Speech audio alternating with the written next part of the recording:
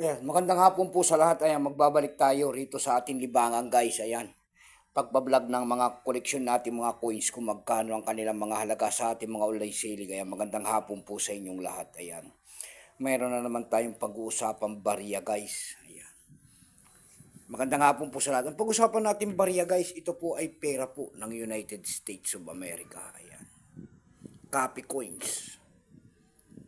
Tingnan natin copy. Pero ang original nito guys, mahal. Ayan.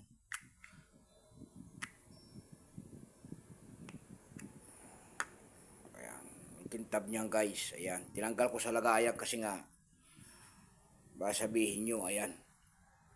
Tingnan natin ang presyo nito guys. Ayan. Sa ating mga online selling kung magkano lang kanyang bintahan.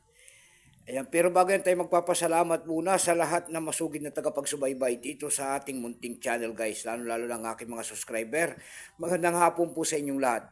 Ayan, maraming salamat din po sa mga nanonood dyan sa aking FB page. Lahat po na nakapalo sa aking FB page, thank you so much sa inyong lahat. Mabuhay po kayo and God bless.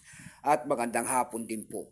Yun naman po hindi pa po nakapag-subscribe dito sa ating munting channel. Anyayaan ko lang sana kahit malaking tulong na po o bagay ang inyong magagawa. Tulad ng pagpindot ng ating subscribe button, like and share para ma-update ko naman kayo sa mga bago ko pang ilalabas na video about coins. Ayan. Ayan, tingnan natin ito guys kung magkano ng kanyang bintahan. Pera po ng United States of America year 2021. Ayan. $1 po yan. Nagsimulang years ito mula year 1986 hanggang 2021. Last year itong atin. Ayan. Hindi ko alam po yan guys. Sabi nila kasi copy coins. Pero hindi ko po alam. Ayan. Kayo nang umusga. Kasi binili natin ito ng 450 sa ating kaibigan. Ayan, 450 po ang bili natin sa ating kaibigan. Binenta sa atin yan. Ito ay 9% lamang guys. Ayan. 9% lamang ang kanyang ano. May bigat lamang itong 31.10 grams. Ayan, 31.10 grams. May haba naman itong 20.6 mm. May kapal po naman itong 2.98 mm. Orientation niya ay coin alignment. Ayan, apat kasi na ginawa rito, apat na klaseng variety po. Ayan, working liberty kung tawagin nila.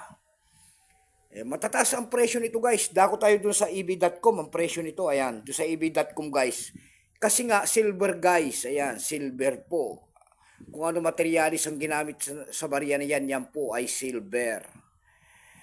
Ayan, silver po.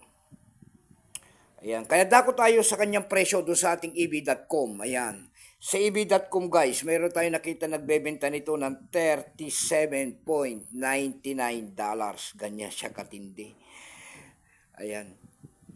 Meron naman tayo nakita doon nagbebenta nito ng $35. Dako naman tayo sa Carousel PH. Ayan, sa Carousel PH guys, ayan. Yung original nito na year 2021 sa Carousel PH guys, binebenta niya ng 2,250 pesos. Meron na rin tayo nakita doon kung ito man ay copy coin itong akin. Ayan, yung copy coin doon na binibenta niya ng 350 pesos guys. Ayan. Mahal na rin pala yung mga hindi original. Ayan. Ayan lamang po ang ating may babaging kanyang presyo po. Keep po sa inyo lahat and God bless.